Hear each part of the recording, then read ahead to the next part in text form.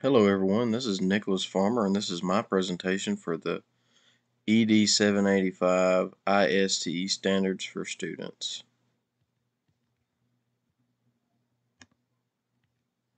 The standards that I chose were the first, second, and sixth standard. So I chose Empowered Learner, Digital Citizen, and Creative Communicator. So the ISTE Standard 1.1 says that students leverage technology to take an active role in choosing, achieving, and demonstrating competency, in their learning goals informed by the learning sciences. So the reason that I chose this one, this standard interests me because it gives students more ownership of their learning. In doing that, it provides more engagement and success in the classroom. So when students take an active role in wanting to be successful in the classroom, whether that be a math class, an English class, or science, or social studies, or whatever class that might be, when students take ownership of that, that yields more engagement and more success in the classroom. The initial example that popped in my mind was allowing students to choose how to be successful in Algebra 2. So the previous unit that we just covered in Algebra 2, we were identifying important pieces of polynomial graphs, and I allowed students to do this using Desmos, which is a graphing software, a TI-84 graphing calculator, or I also allowed them to solve it algebraically. The standard for Louisiana calls that students know how to do one of those three ways. I showed them all three and then allowed them to choose. I think that that's a very important thing in letting them choose, because some students really like to do it algebraically, whereas some students like using Desmos. And then you have your overachievers that like learning how to do it on the TI-84, because that allows them to be more successful on things like ACT. As a leader, if I was to advocate for the standard, I would just want to stress to teachers that they need to set rigorous learning objectives that allow students to choose and create how they will be successful in each different classroom. So that will look different in every subject area.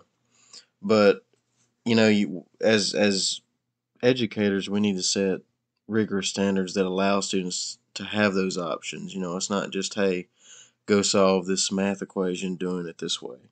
It's, hey, you need to get X, whatever that answer is, and here's a whole toolbox full. Choose whichever way you want to do it. And I think that's an important aspect of students taking an active role in choosing that. And of course, things like Desmos or GeoGebra, I've mentioned that one in the past, and other online platforms certainly allow for students to be more engaged and to have that choice. So a way this could be done or achieved as a leader is by holding professional development across several schools in the district. So that's something that my district has done before. As a geometry teacher, has allowed us to meet collaboratively and share out different things that we do. And one of the things that we have discussed is different math programs that we have used, and it has been a very successful tool. This could also be accomplished with English or social studies or science or whatever the subject might be. The second standard I chose was the standard 1.2, and it was talking about um, the responsibility students have when it comes to living in a digital world. This standard interests me because I think it is very important and relevant in today's society. We live in a world and an age where students have social media at their fingertips and are constantly talking to each other via social media. And I think it's very important that students learn the importance of, just being responsible and ethical and doing the right thing. There's so many ways and so many paths that you can take that are wrong on the internet, and especially when it comes to talking to others and being responsible, and kind of like following the golden rule, if you will.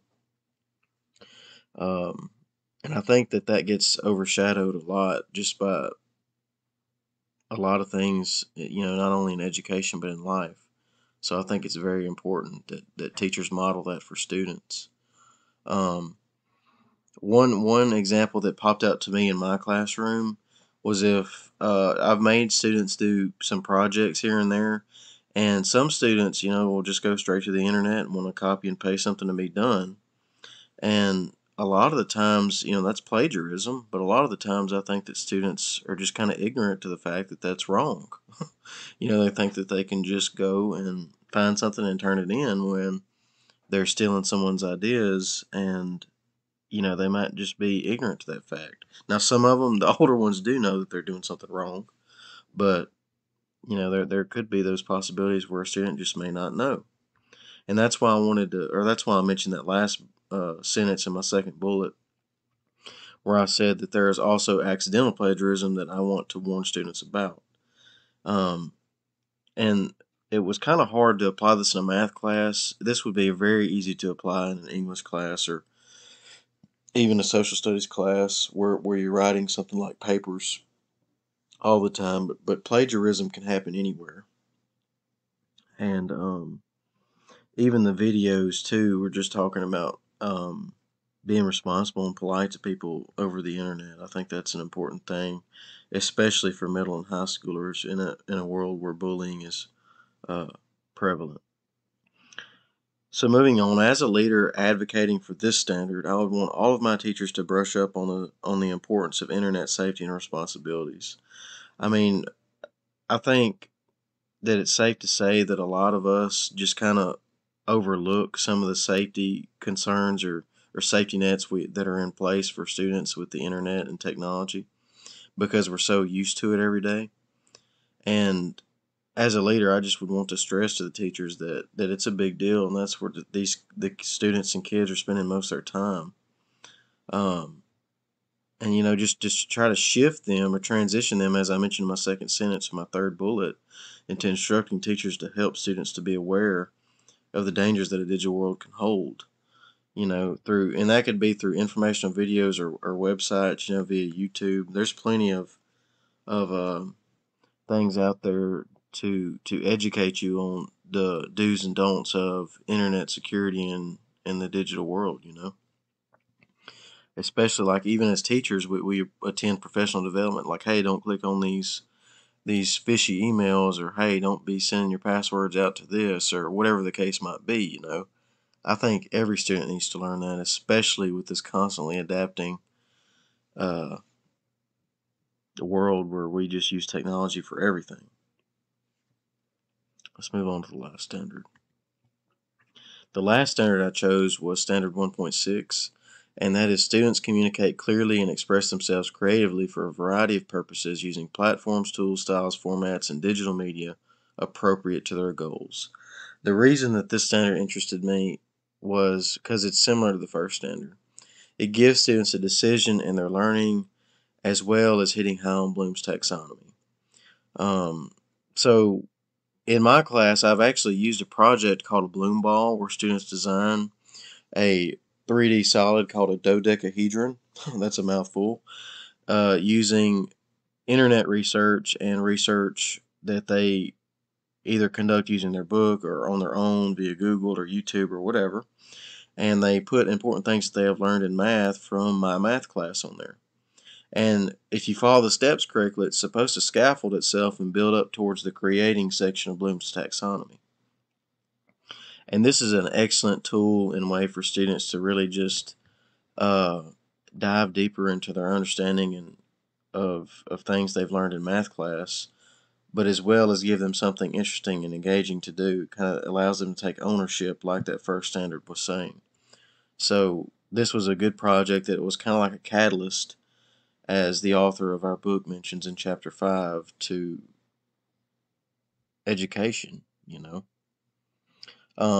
Lastly, as a leader wanting to advocate for this standard, I believe I'd want my teachers to attend professional development on multiple educational tools and how they can be connected to Bloom's taxonomy or other similar educational hierarchical models. Um, so that would probably be a harder professional development to accomplish, But just in relating those tools that you can use inside, like technology tools, and relating that to how that's um, creative, or the apply or evaluate step of Bloom's taxonomy.